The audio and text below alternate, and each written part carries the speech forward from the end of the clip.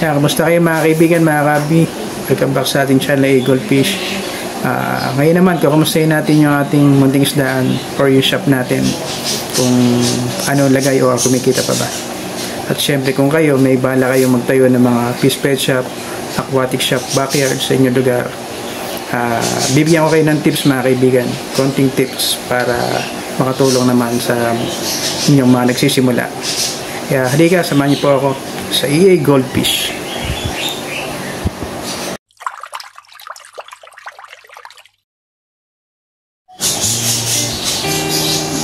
Yan mga kaibigan, alam niyo naman yung shop natin o yung munting isda natin lipat na sa kabila. May time na may benta, may time na wala, ganoon talaga. Kasi hindi pa naman kilala yung lugar natin doon, yung mga adjustment natin na inaayos. Tapos medyo humina na rin po yung munting isdaan natin dahil nga back to normal, back to work lahat. Humina yung tinda natin ng isda, tapos yung mga accessories, mga gamit. Pero okay lang yun. Iniisip ko na lang or iniisip ko magbenta ng iba. Kaya yung ginawa ko, yung aquatic plants, nagtanim ulit ako para kung sakaling walang benta shop, may aquatic plants tayo na naipopost ko naman din sa mga online, mga GC, para madaling salita may extra income tayo pag walang benta ron. Benta tayo ng aquatic shop, wholesale or retail mga kaibigan. Sa totoo lang po, sa sobrang dami na nagtitinda ng mga ornamental fish, pare-pareho na kami ng binibenta, pare-pareho na ng kulay yung isda namin, pare-pareho ng laki, size. Ang presyo na nagkakatalo mga kaibigan. Yan, pagdating sa presyo, kanya-kanya tayo yan. Respetuhan na lang baga. Tapos yan, back to normal nga yung mga bata. Pero yung mga bumibili sa atin talaga, pinakamarami talaga sa atin bumibili noon ay mga bata. Bumibili pa rin naman, kaya lang malayo na mga kaibigan. Kung dati kumikita kami ng, palagay natin kunwari 100, ngayon siguro mga pwede na mga 50 pesos ka, 40, 30 pesos ka sa isang araw. Siguro nga dahil nga naapektuhan din sa sobrang dami ng nagtayo ng mga aquatic shop, fish pet shop. Kaya lang sa amin walang problema yun kasi nga yung kapwa natin ay gusto rin kumita, kanya-kanyang diskarte, kasi gumawa sila ng masama, diba? Hobby na nila, kumikita pa sila. Kaya mga kaibigan, mga kabi, kung kayo binabalak nyo magtayo ng aquatic shop or fish pet shop o backyard van, kung ano man tawag nyo, bibigyan ko kayo ng mga tips mga kaibigan. Papasukin nyo to, dapat po yung loob nyo. Saka syempre dapat may kapital kayo, may puhunan kayo. Wala namang pumasok ng negosyo, nagtayo ng negosyo na walang puhunan, di ba mga kaibigan? Magsimula kayo na maliit hanggang sa lumaki yung fish pet shop nyo or aquatic shop nyo. Tapos diskarte, bilhin nyo yung mga isdang talagang mura lang muna. Doon muna kayo magsimula sa mura. Tapos yung mga kulay na isda, yan ang pangunahing binibili ng mga bata. Yung mga kulay, yung magaganda, talagang nakakaakit sa mga mata nila. At yun nga po pala, bago makalimutan, disclaimer lang po, yung mga sinasabi ko po rito ay hindi ko narinig o hindi ako nakapagtanong sa iba. Yung sinasabi ko po ay batay lamang po sa experience namin ni Mrs. sa pagtitinda, pag-aalaga ng ornamental fish mga kaibigan, mga kahabi, para maliwanag po ano. At syempre hindi rin po ako eksperto. At ito yung pangalawang tip ko sa inyo mga kaibigan. Kunwari may trabaho kayo, maganda yung trabaho nyo, tapos nahilig kayo sa pag-aalaga ng isda, tapos ngayon balak nyong magtayo ng aquatic shop or fish pet shop sa inyong lugar. Tapos yung naisipan mong mag-resign sa trabaho para mag full time doon sa inyong munting isdaan, wag nyo gagawin kagad mga kaibigan. Wag nyo kagad gagawin. Isipin nyo muna maigi ng ilang beses bago nyo gawin yung mag-resign kayo sa trabaho. Dahil sa trabaho mga kaibigan, alam natin yung sasahurin natin sa loob ng kinsenas katapusan. Pero dito sa pagtitinda ng ornamental fish, totoohanan lang po, pagtitinda ng ornamental fish. Sa isang araw, isang linggo, isang buwan, hindi natin alam kung magkano kikitain natin.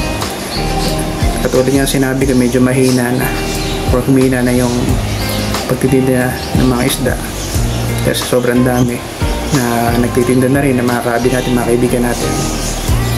Paano na lang kung ilang buwan kayong walang benta, yun mga kaibigan. Kaya ayoko namang pangunahan kayo, pero nasa inyo pa rin yung mga kaibigan kung paano ang gagawin nyo. Basta ako, payo lang po yun mga kaibigan. Tapos mga kaibigan, mga kaabi, pangatlong tip ko sa inyo, mag-breed kayo. Mag-breed kayo ng sarili nyo para sa gayon, mas makamura kayo sa mga delivery fee. Siyempre pagkakuha ka ng mga isda sa wholesaler, kailangan i-deliver sa inyo. Okay lang kung malapit sa inyo, pero pag malayo, doon kayo matatalo. Mas makakatipid kayo kapag kayo mismo ang nag-breed ng mga isdang binibenta nyo sa shop nyo, tulad ng mga molly, platy. Ganun lang din ginagawa ko ngayon. Pero yung mga mahirap i-breed, tsaka yung wala talaga tayo hanap ng tao, yun yung mga binibili ko. Ganun ang discard yung mga kaibigan. Hanggat kaya ko i-breed yung isda, hanggat kaya ko padamihin, papadamihin ko. Pero pagka yung mga rare na isda na, yung mga medyo mahal na, magaganda, tulad mga import, hindi natin kaya i-breed yan. Kaya doon ako umuko sa supplier ko mga kaibigan. Yan ang tip ko sa inyo, mag-breed kayo. Mas mainam para mas makatipitin kayo mga kaibigan. Sunod na tip ko sa inyo, at ito na siguro yung panghuli. Tip number 4, mag-aral kayo. Anong aaralin? Siyempre, kung paano mag-alaga ng isda, ano kakainin nila, anong pwedeng tank mates nila, kung ilang isda kasya doon sa aquarium na paglalagyan nyo, at marami pang dapat aralin mga kaibigan. Syempre mahirap naman pag bibili ka lang ng isda sa wholesaler or sa mga supplier nyo, tapos dadalhin mo sa shop mo, lalagyan mo sa mga tank. Problema, paano alagaan, hindi mo alam. Pag hindi mo alam, syempre pwede mamatay isda. Pag namatay isda, talo ka na, lugi ka na.